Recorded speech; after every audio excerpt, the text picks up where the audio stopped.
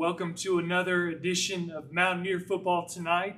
We have a wonderful coaches show in store this evening. We're going to highlight the Shelby win from this past weekend. We've got a special guest, defensive coordinator, Coach Darrell Wilson, will be joining us on the show. And we'll also look ahead to this week's game versus Forestview, as well as close out with telling you about the rest of the sports and other things going on here for Kings Mountain High School this week. We have a great show in store. Thank you for tuning in. We're so grateful for all of our sponsors for Mountaineer Football Tonight. And we'll take a quick sponsor break, and as soon as we come back, we'll be joined by Coach Darrell Wilson.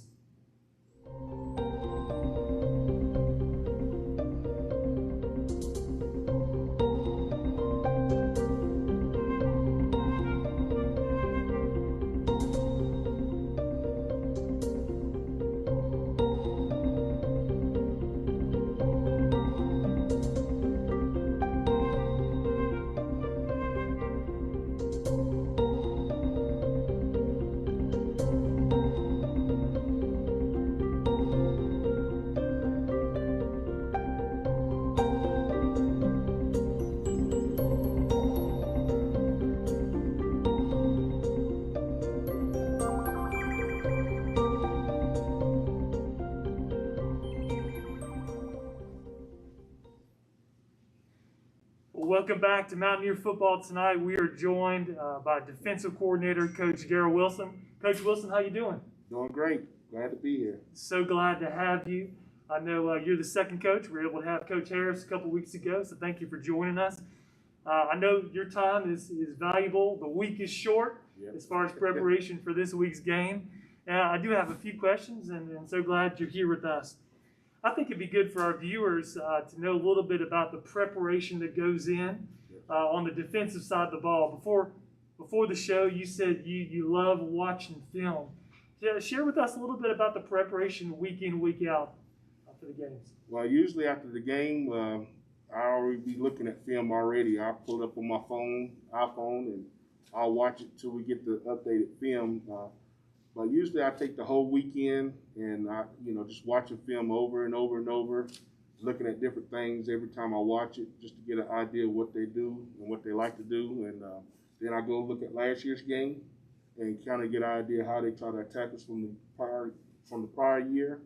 And then on Sundays I kind of wrap it down and get my thoughts together. Then I call my coaches and get their ideas, and then I put the package in for Mondays. Okay, so Mondays.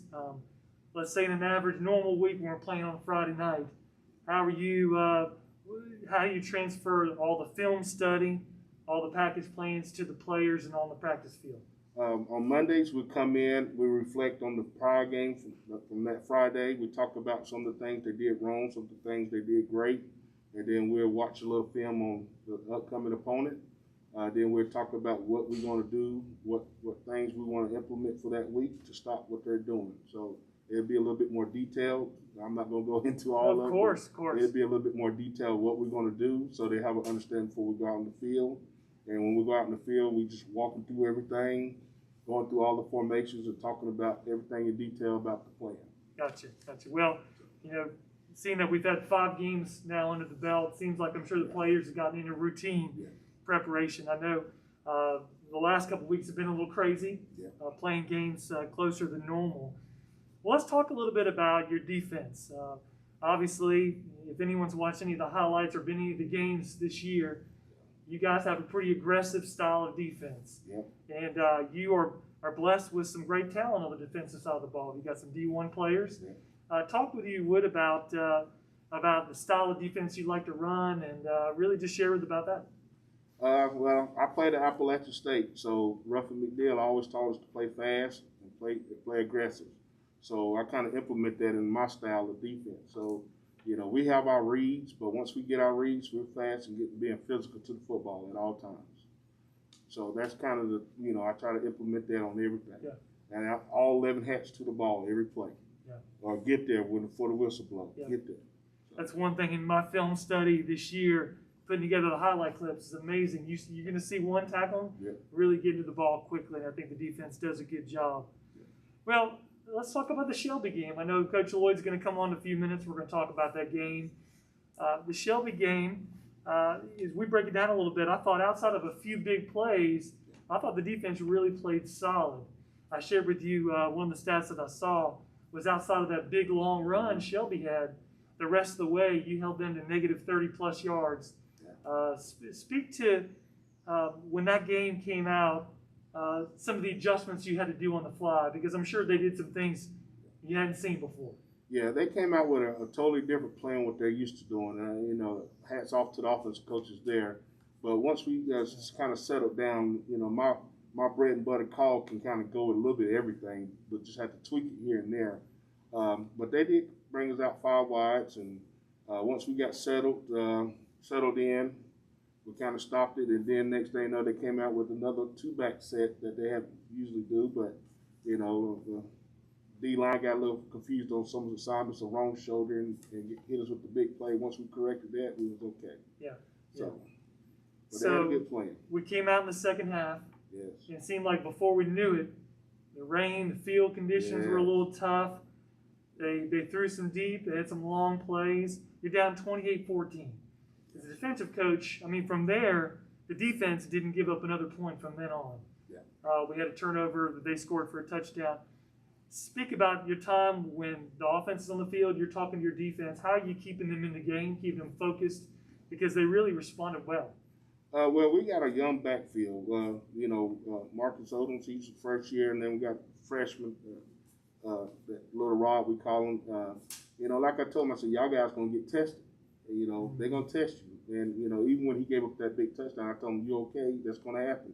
You know, just watch out for next time. Just play better technique, because it's more of a technique issue than just playing. So, you know, when they came back, I think it's the next series, and tried them again and got the interception. Yeah. So that showed a little growth right there. I told him can't get down on himself. I didn't try to, you know, get on him all too hard, but I wanted him to understand it's okay. You got to keep playing, because they're going to come back at you. And he stepped up to the challenge, and I saw growth that night for him.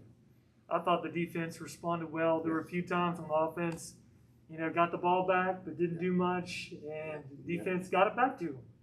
And so complimentary football was huge. Yeah. We talked about it. We can't give up no more scores. It's more mental errors than anything. Yeah.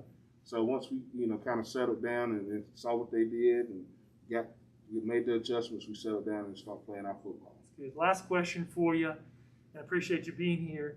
Talk briefly, if you would, about some of your senior leadership. And I know kind of coaches on the field, so to speak, and how important that is to you, even in a game like we saw this past week. Day and Javari, our D1 players, they really stepping up. AJ, he's a sophomore, and he's stepping up being a vocal leader. And we got Chance Cannon also. And then we got Logan on the back end that kind of helps out with our backside guys. So those guys do a great job of communicating. They understand what I'm looking for, and they taking it to the field. So I really got a lot of coaches on the field, because they kind of understand how I'm thinking and what I'm looking for. So. Good. Well, Coach Wilson, thank you for your insight. I know our viewers love to hear a little bit from your perspective, and so thank you for being with us. Thank you. All right, folks, we're going to take just a sponsor break, and when we come back, we'll talk a little bit about Shelby before we show the highlight clip.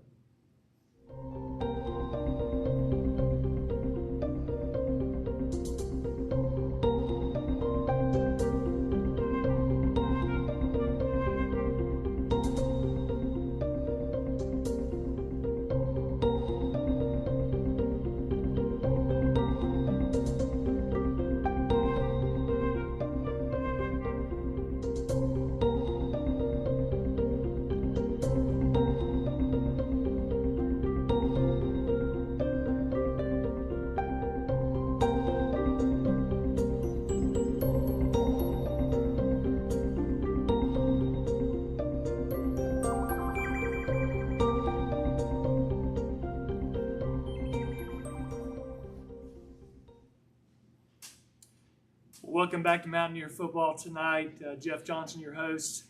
I don't know where you were this past Saturday, but I hope you were in Shelby for a historic win. We have not beaten Shelby in Shelby since 1986, and we have never beaten them back-to-back. What an exciting game. Kings Mountain came out victorious 36-35. We're going to show you a highlight video from that game. And it's a little bit longer than our normal highlight video, but it's what they called an instant classic. So enjoy this highlight clip, and when we return, we're going to have Coach Lloyd join us to talk about the game.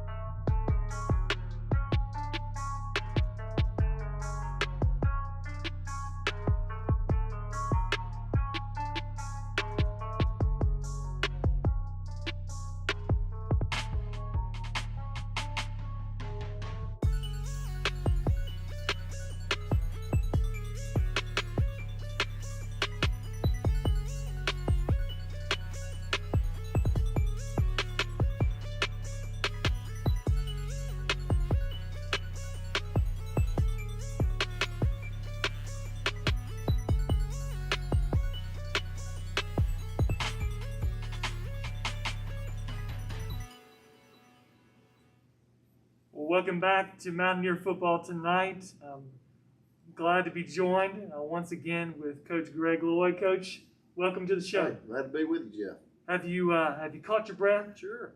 Yeah, it's an exciting night though. But It yeah, was. we finally did. It was. What a historic win for Kings Mountain, as we shared a couple of those statistics and streaks that are over or starting new victories. What a great win over Shelby, 36-35 this week. Before we kind of get into the breakdown of the game, Coach, it seems that particularly the last few years, our fans travel really well. How important was it for you to have a big crowd supporting you behind you when you're coaching?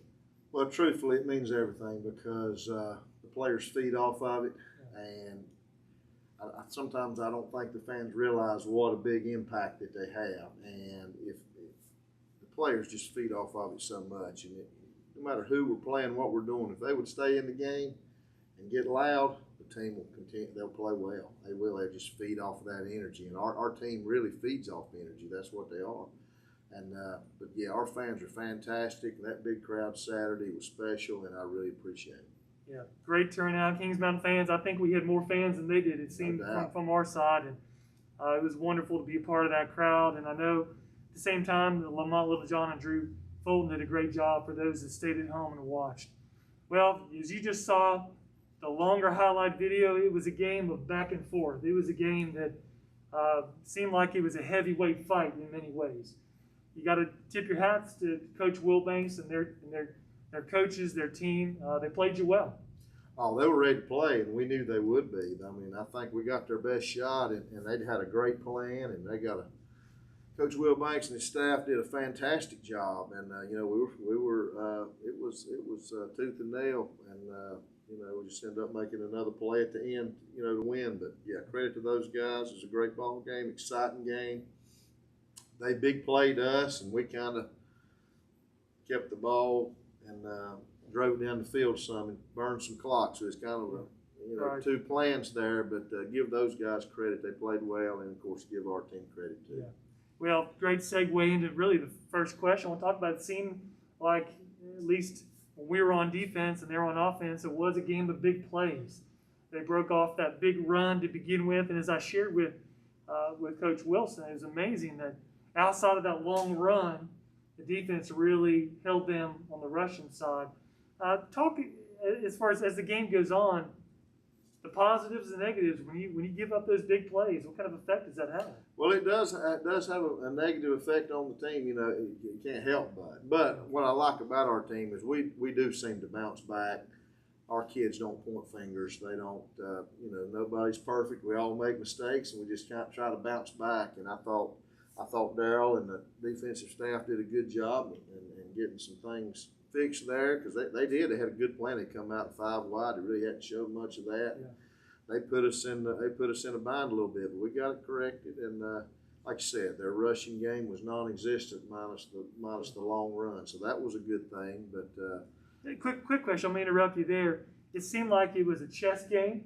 You know, from a coaching standpoint, it's not just all the preparation, but you've got to adjust as the game goes on. How difficult was it this week with the adjustments that you made and translating that to the players? Yeah, well, we have very smart players that's played a lot of football. That really helped us in the game, and there was some adjustments. They ran some 4-man front on us, and they hadn't shown that. And of course, they ran some 5 wide on their offense. They haven't shown that. And then even on their kickoffs, you know, they hadn't squib kicked any balls. And of course, they squibbed the ball to us in the wet grass, which I thought was a good plan. And so there was a lot of different things going on, but I thought our kids held up nicely and did a good job. Well, let's move on really to kind of maybe some consistency in offense, but also the turnovers. Big plays also happened. We had a big interception towards the end of the half. Mm-hmm. Also gave up on that fumble return in the second half. Share with us about the turnovers and how that really impacted the game as it went on. Yeah, it did there. You know, the interception right before the half, you know, that's you know, that can be put 3 different ways. They put on the old coach, me, and then receiver may have took it a little too far inside, and then Ethan didn't see the safety. But like I said, we're all gonna make some mistakes, but when it comes back to it, that's really my call, and that turned out to not be a very good call, and that led to a touchdown. So if we could score there, we'd have been up 21-7 maybe at halftime, or no worse, 17-7. So that did swing the tide. So I was really, and then we gave up 2 quick ones. Start the second half, so that had a bad effect for a while. Really, I think that turned the tide of the game. But our kids battled back, and you talk about their offense. They did hit some big plays on us, but 14 of their 35 points were a direct reflection of turnovers too. So got to do a little better job of taking care of the ball, and but we normally do. I think give Shelby credit too. There, they made 2 good plays. So it is what it is. Well, let's talk about, even in spite of the turnovers, about sticking with your game plan, being consistent on offense. I know that you really tried to soften the inner part of their defensive line, continuing to stay with the run. Share with our viewers the importance of, even though you went down 28-14 early in the third quarter, of how important it is to stick with the run. It seemed like you continued to run throughout the game. And if you look at the stats, by the end of the game, you had 70 plays to their 43 that we ran on offense to theirs. Share with us about the importance of continuing to stick with the run. Well, normally when you run 70 plays, you win. I mean, that's just 100%. I'm sure we probably never ran that many plays and got beat, because normally you wore the other team out, right. and they just get tired. So, yeah, we have 2 excellent running backs. We run block well, and as the game wears on, you get more and more yardage, it seems like, and you got to stick with it. That's really our bread and butter, and a lot of we got play action off of it, but this year we've been more run first, and we're going to stick with it. And of course, Ethan made some very nice throws, and some receivers made some big catches. I think it was a total team effort on offense, and we want to stick with the run, and we weren't. It kind of settles the game down a little bit too when things are going a little south. So sometimes it helps just to run the ball up in there and try to get you a first down and get the game back under control. What seemed really apparent, especially, was the role that played with the last drive. The last drive, what might have been 1 and 2 yards in the first quarter, turned into some little longer runs. Like you said, you wore them down at the end, and it showed that last drive. It did, and the faithful drive there at the end. I can't remember exactly how far it was, but it was a pretty long drive. About started with 7 minutes or so, and we converted some third downs, got some big plays, big runs. I remember Richard had a great run on a fantastic spin move. That was nice. So it was a big drive, and capped it off, I think, with the Richard touchdown. So it was big. O-line did a great job. Well, let's pick up right there. So Richard scores that touchdown. It scores 35-34. What was going through your mind? You sent out your kicking team to tie it up. Yeah. Was that because there was still some time on the clock? There's a lot of time. And you thought maybe you'd get the ball back? Yeah, 3:40. We had a couple of timeouts. We had been stopping them. There was no reason to play it other than tied at that point. Thought we'd get the ball back the way we were playing, and then they jumped off sides. Of course, they jump off sides, and then so how quick was that decision? It wasn't a very hard one. I mean, that was a no-brainer, because we were getting, like I said, we were getting some nice yardage late, and 1.5 yards is a lot more enticing than 3. So we decided to go for 2, and fortunately, it worked out. Well, I know it was a highly emotional game, a very physical game, and I know, as you saw in the highlight, for that ball, all I could think about was how last year for Charlotte Catholic, the ball didn't bounce our way. And that ball seemed to bounce our way. Oh, yeah. It seemed like it was a little redemption there. It kind of was. Sometimes it doesn't go your way when you think about that game last year. It was such a fantastic game, and then this one's kind of the same way, and this one worked out. And, I just tickled for our players and community. So this is the first game, truly, for the Mountaineers to really be tested. It's a tough game. It was a game in which you were down multi-scores and you came back to win the game. How does that impact your team, the mentality as you head towards, we hope for a playoff push? how does that impact your team, prepping them for perhaps some tough games in the playoffs? Yeah, well, I hope it comes to that. You know, it can only help because that was a struggle, and you know, that was both teams playing hard, making plays, and us coming from behind. You know, that's a big deal. So I think we have the don't die attitude, and that'll come in quite handy, especially late in the season. These last couple of big games we got in the regular season, hopefully some playoff games. Yeah. Well, congratulations on the victory once again. Well, let's take time to announce the players of the game, if you would, Coach. Okay. I'll let you just share all three: offense, defense, and special teams. Okay. And I'll tell you what, I wrote down the three from North Gaston, and I'm going to do three from Shelby. No, it's fine. Yep. No, this has been a crazy week. So, all right, so from the North Gaston game, Peyton Fisher was offense, Javari Rice Wilson was defense, and Jaden Ellis, our kicker, was special teams. And then this past week in the Shelby game, Orlando Odoms was offense, had some big catches. Marcus Odom on special teams, he scooped up the fumble. And then Chris Ruffalo, he had 3 sacks, and he was the defensive player of the game. And then in that North Gaston game, Javari actually had 5 sacks. And, of course, Ellis had a bunch of PATs and kicks in the end zone that night. And Peyton Fisher had a wonderful game on all 3. He did. 3 sides of the ball there. So it was those 6 players right there had big weeks. Well, congratulations to the players of both games, and thank you for the reminder, Coach. Because of us combining the Coaches Show, if you'd like to see a highlight video, go to Facebook and check out either the Kings Mountain Football Group or the Kings Mountain Athletes Group. And I made a post that had the highlight video from the big win over North Gaston last week. Well, congratulations once again, players of the week. Let's take a quick break to thank our sponsors, and we'll come back with just a real quick review, look ahead to the game this Thursday night against Forestview.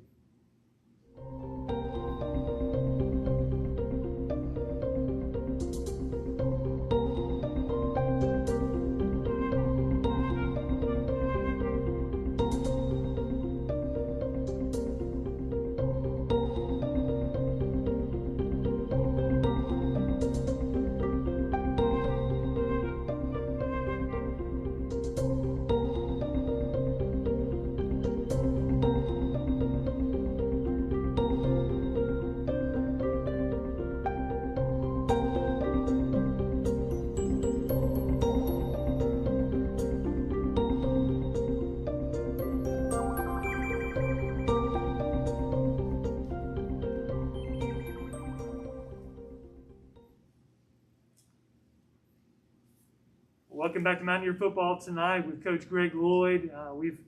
We're moving on from Shelby. So now the Mountaineers are 5-0, still perfect on the season, hoping to close out and get the 6th win this week. We play Coach Forestview home, 7 p.m. on Thursday. Playoff implications. If the Mountaineers win this game, they're guaranteed in the playoffs.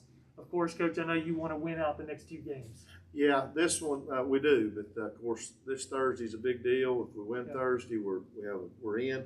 No worse than a 2 seed out of the Big South. If we don't win, puts us in a pickle where we'd have to win against the Crest game because Forestview still in it after they beat Hunter Huss. They got them back in, so they got a big win Saturday over Huss. So, and Forestview's I think is a little better than people realize, and we're gonna have to be ready. Yeah, Forestview started the season with 2 losses. They're 2-2 overall. They've won the last 2 weeks. They had a really hard-fought win at Huss against Huss this past week, and seem to be playing well. One of the things I read in the paper was talked about their quarterback. Yes. Their quarterback is Jamarian Dawkins. The paper called him kind of do-it-all Dawkins. Yes. Can throw the ball, can run the ball.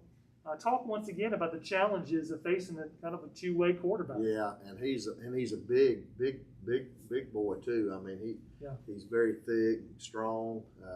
He does a lot for them. I mean, I think he's back deep on the kickoff team, and he's punts, and I mean, he's an excellent athlete, and he's a problem. And then they have another player, number 2. Oh, his name just left me, but he's pretty electric himself, and so they've got a 2-headed monster there that's a problem. But we'll have to get a lot of people up there to try to get them slowed down, and we've been playing good against the run, so hopefully that'll continue. Yeah.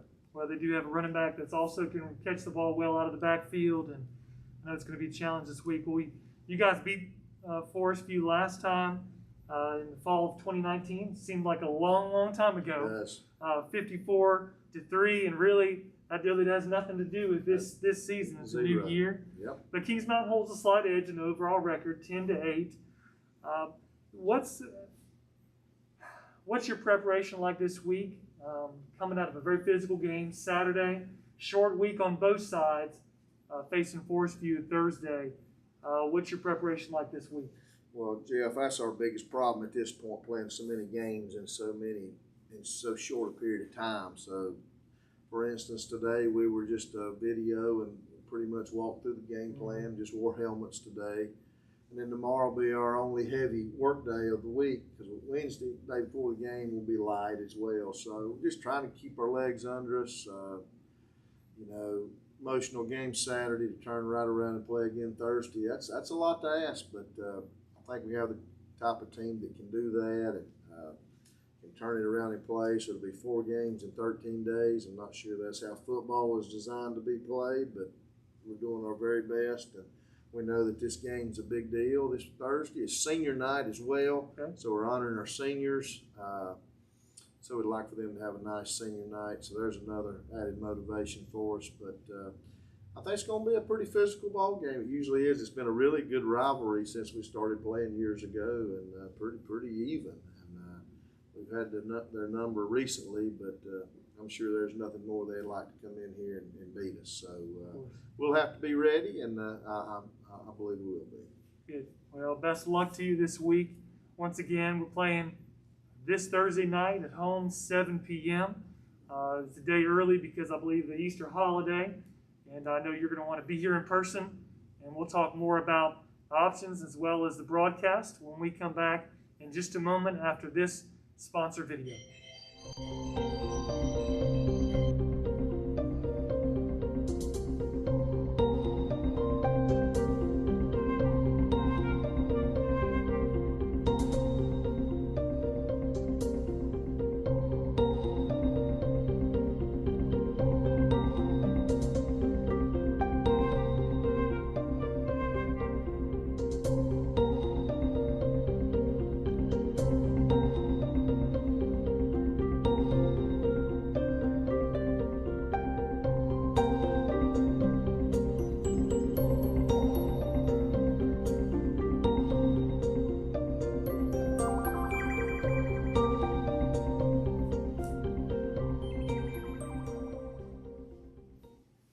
Welcome back to Mountaineer Football Tonight, and thank you for joining us tonight. It's been a good show with Coach Wilson as well as Coach Lloyd. I want to take a few moments to share this week at Kings Mountain High School, share some of the other sports and things that are going on. Today, the golf team played this afternoon versus Hunter Huss and Ashbrook. Softball, I know that's where Coach Wilson was going to see his daughter play. Softball is currently playing here at home versus Shelby. Tomorrow, the men's tennis team, plays versus Huss at home. Wednesday, women's soccer plays 5 p.m. at Forestview, followed up by a 6 p.m. Ladies softball game as well at Forestview. I do want you to know about the game this week as far as the game versus Forestview. Ticket sales different than the previous games because of the change now. We're able to have 50% capacity. Tickets will be sold only at the game this Thursday. Let me say that again. You're not going to come to buy it in advance. You're going to come buy your tickets at the game. They'll begin at all 3 gates at 6 p.m. on Thursday night for the Forestview games. So show up here. I believe they're $10 at the gate. So come starting at 6 p.m. And with now the 50% capacity, we can allow, I believe, up to about 2,100 fans this week in the stadium. So come. Coach Lloyd shared the importance of having a strong crowd behind our players. Come and join us here at Kings Mountain High School to cheer on your team, your Mountaineers. If you happen to need to be out of town or can't make it to the game in person, you're going to want to tune in to the KMHS Sports channel, the same channel you're watching this video on. The broadcast will begin 45 minutes early, before kickoff at 6:15 with Drew Fulton and Lamont Littlejohn. And we hope to have that for you online, so tune in. Well, Coach, it's been a great show. Yes, it And has. once again, congratulations on some recent victories with North Gaston and Shelby. Yeah. And we look forward to next week, next Monday night, having another show with you. So until next time, take care.